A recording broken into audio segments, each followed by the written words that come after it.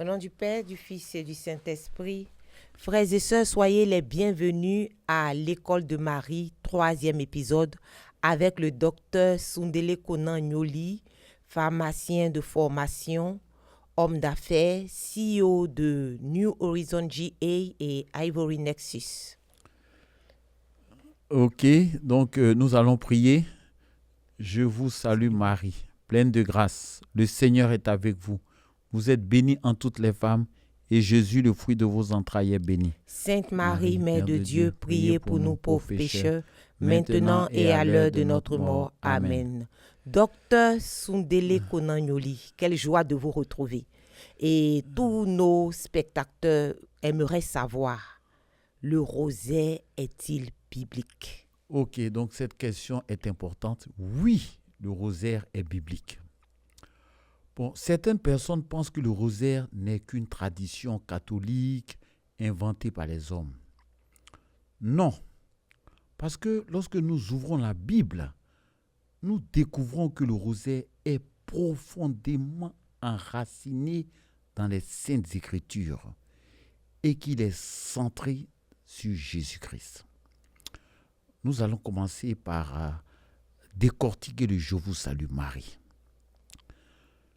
Donc, les premiers mots de cette prière ne viennent pas de l'Église. Ils viennent directement de l'Évangile. L'ange Gabriel salue Marie en disant « Je vous salue pleine de grâce. Le Seigneur est avec vous. » Nous le voyons dans Luc 1, 28. Quelques instants plus tard, Élisabeth, remplie du Saint-Esprit, proclame « Vous êtes bénie en toutes les femmes, et le fruit de vos entrailles est béni. » Luc 1, 42. Donc en fait, chaque fois que nous récitons le Je vous salue Marie, nous répétons les paroles inspirées par Dieu lui-même. Donc la seconde partie, par contre, est une simple demande. Sainte Marie, Mère de Dieu, priez pour nous. Est-ce biblique? Absolument. Saint Jacques nous enseigne « Priez les uns pour les autres » en Jacques 5, 16. Si nous demandons à nos frères et sœurs sur la terre de prier pour nous, imaginez combien plus nous pouvons demander à ceux qui vivent dans la gloire de Dieu de le faire. Amen. Jésus nous rappelle que Dieu n'est pas le Dieu des morts, mais le Dieu des vivants. En fait, Marie est vivante auprès de son Fils. Et comme une mère aimante, elle continue d'intercéder pour tous les enfants que Jésus lui a confiés. Parce que nous sommes en fait tous les enfants de Marie. Maintenant, réfléchissons au mystère du rosaire. En fait, chaque mystère est tiré directement de la Bible. Nous allons donc voir, par exemple, l'Annonciation, la Visitation, la Nativité, le baptême de Jésus, sa passion, sa résurrection, son ascension, la Pentecôte. Donc en fait, en priant le rosaire, nous ne faisons que répéter des prières.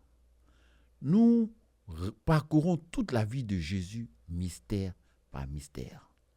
En fait, le rosaire, c'est une méditation de l'Évangile. Bon, certaines personnes disent comment également, pourquoi répéter toujours la même prière? Parce que pourquoi ce Je vous salue Marie en permanence? Regardez ce que Jésus a fait au jardin de Gethsémani. L'Évangile nous dit qu'il a prié 3 fois avec les mêmes paroles.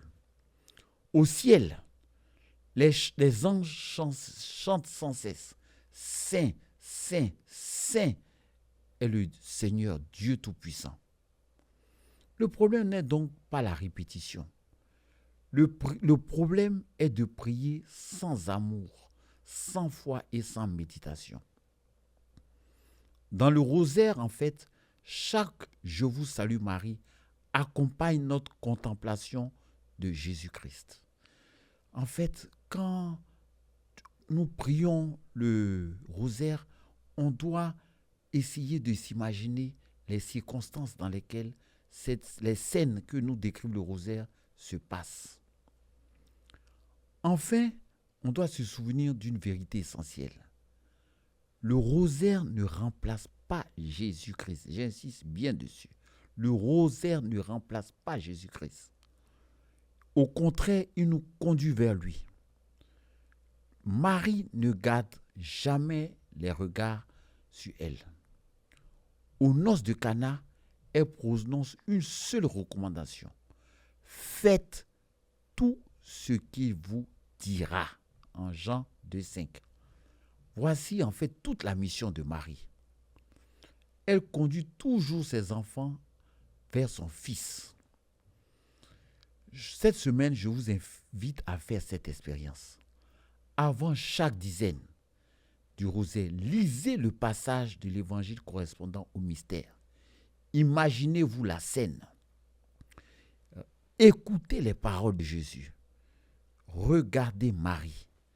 Laissez l'Esprit Saint parler à votre cœur. Vous découvrez que le rosaire n'est pas seulement une prière. C'est une école de foi, une école d'espérance, une école d'amour. Je vous remercie encore pour cette 13e leçon. Amen. Vraiment, Amen.